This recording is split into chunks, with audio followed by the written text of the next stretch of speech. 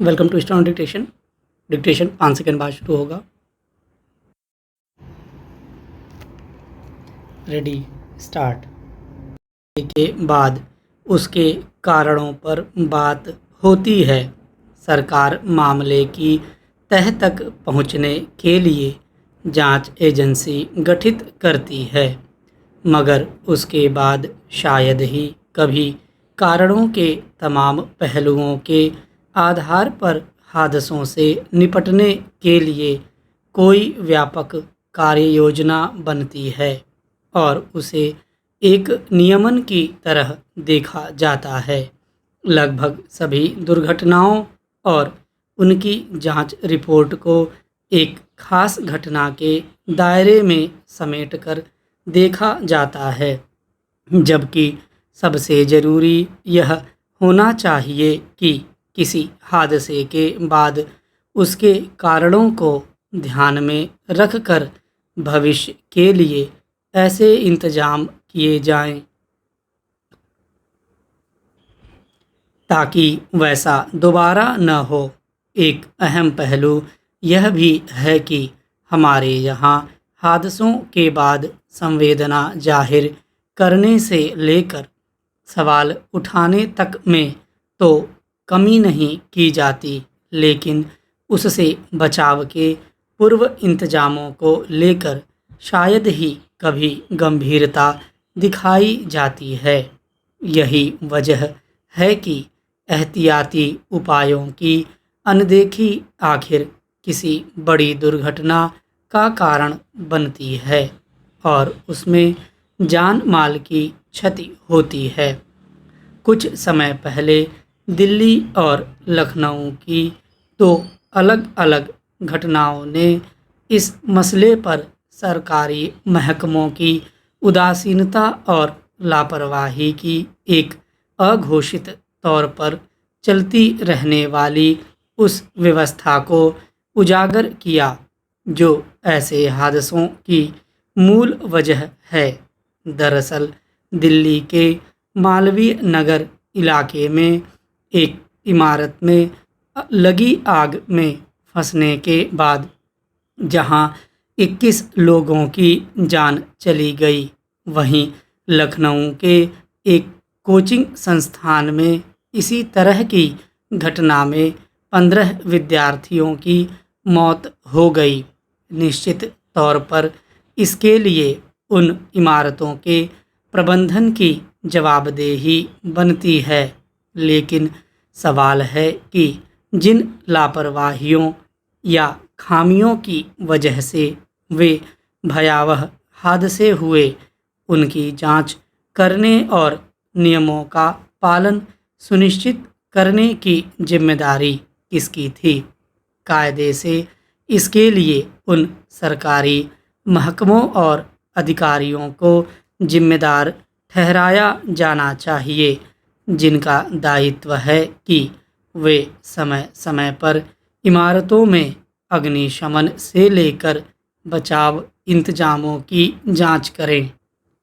गौरतलब है कि सुप्रीम कोर्ट ने दिल्ली और लखनऊ में आग लगने की घटनाओं को गंभीरता से लेते हुए गुरुवार को नगर निकायों को कड़ी फटकार लगाई और कहा कि समय समय पर दिए गए निर्देशों का पालन न करने वाले शीर्ष अधिकारी अब व्यक्तिगत रूप से जिम्मेदार होंगे। अदालत की यह टिप्पणी बेहद अहम है कि हादसों के बाद सिर्फ भवन निर्माताओं को गिरफ्तार किया जाता है, जबकि घटना वाले क्षेत्र के अधिकारियों को छोड़ दिया जाता है। यह छिपा नहीं है कि किसी इमारत में आग लगने की वजह से अगर लोग मारे जाते हैं तो उसकी मुख्य वजह बचाव के इंतजामों को ताक पर रख देना होता है। मसलन अचानक आग लगने की स्थिति में उसे बुझाने या उससे बचने के लिए वैकल्पिक निकास की ठोस व्यवस्था न होना। लोगों की जान जाने की सबसे बड़ी वजह होती है। आजकल कई इमारतों में सुरक्षा के आधुनिक इंतजाम के नाम पर डिजिटल दरवाजे लगा दिए जाते हैं, जो हादसे की स्थिति में काम करना बंद कर देते हैं और उसमें लोग फंसकर मर जाते हैं। सवाल है कि अग्निशमन से लेकर बचाव के तमाम उपायों को सख्ती से लागू कराना किसकी जिम्मेदारी है। इसलिए यह बिल्कुल उचित सवाल है कि केवल इमारतों के मालिकों या प्रबंधकों को कटघरे में खड़ा करना काफ़ी नहीं है, बल्कि हादसे की मुख्य जड़ यानी संबंधित महकमे और शीर्ष अधिकारियों की लापरवाही और अनदेखी का इलाज करना जरूरी है। राष्ट्रीय राजधानी होने के नाते अमूमन यह माना जाता है कि दिल्ली में समूची व्यवस्था अन्य शहरों के मुकाबले ज़्यादा बेहतर होगी। सरकार और स्थानीय प्रशासन के दावों में भी यही झलकता है, लेकिन चिंता की बात यह है कि जब हकीकत सामने आती है तब भी उसमें सुधार सिर्फ कागज़ों तक ही सीमित रहता है। इसका एक प्रमुख उदाहरण है बारिश के दिनों में दिल्ली की रफ्तार थम जाना। हर साल राजधानी के बासिंदों को जलभराव और यातायात अवरुद्ध हो जाने की वजह से दिक्कतों का सामना करना पड़ता है। दिल्ली में समग्र विकास के आश्वासनों के साथ सत्ता परिवर्तन जरूर हुआ है, लेकिन समस्याओं का संजाल अभी भी कमोबेश वैसा ही बना हुआ है। यही वजह है कि बीते गुरुवार को मानसून की पहली तेज बारिश में ही कई जगह सड़कें तालाब बन गईं, यातायात ठप हो गया और लोगों को घंटों परेशानी झेलनी पड़ी।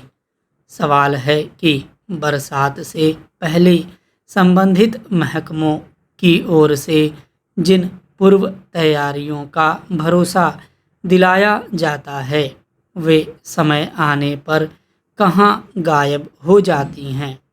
कहने को राष्ट्रीय राजधानी में हर साल मानसून के आगमन से काफ़ी पहले समस्याओं से निपटने की औपचारिक तैयारी शुरू हो जाती है।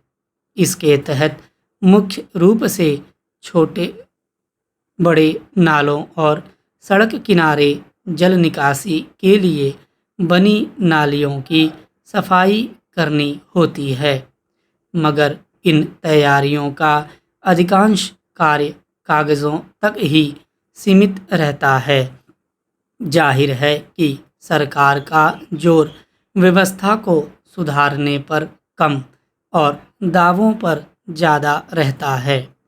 यह बात भी छिपी नहीं है कि दिल्ली में जल भराव की समस्या पर सियासत भी खूब होती है।